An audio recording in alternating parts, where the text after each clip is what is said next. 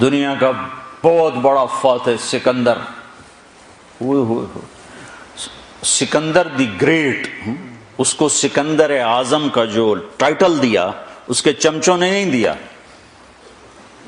اس تاریخ نے دیا۔ ہمارے تو ملک میں ٹائٹل چمچے دے رہے ہوتے ہیں۔ ایک دفعہ پرویز الہی صاحب وزیر اعلیٰ بنے تو مجھے کہا مجھے کوئی نصیحت کرو۔ میں نے کہا خوش آمدیوں سے بچنا، ایک مشورہ کر کے چلنا، 2 نصیحتیں۔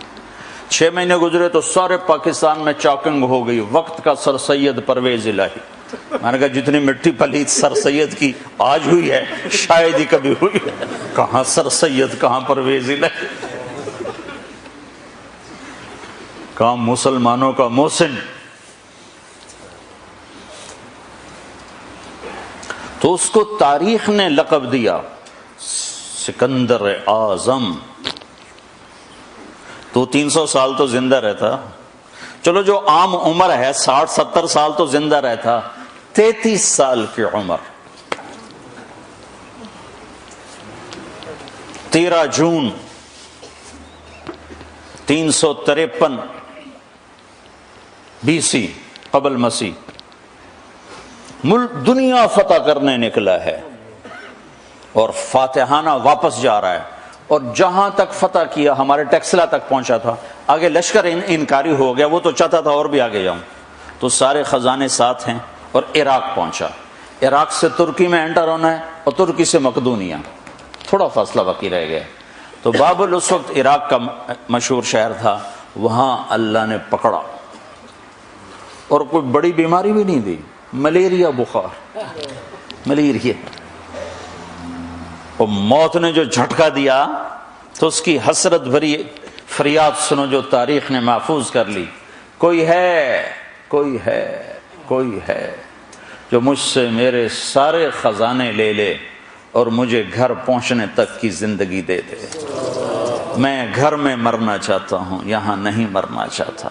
مقدونیہ قریب ہے، بس ترکی سے مقدونیہ ساتھ جڑا ہوا، میں مقدونیہ مرنا چاہتا ہوں، لیکن اللہ نے وہیں مارا، یہ بتایا کہ گریٹ صرف اللہ ہے، اعظم صرف اللہ ہے،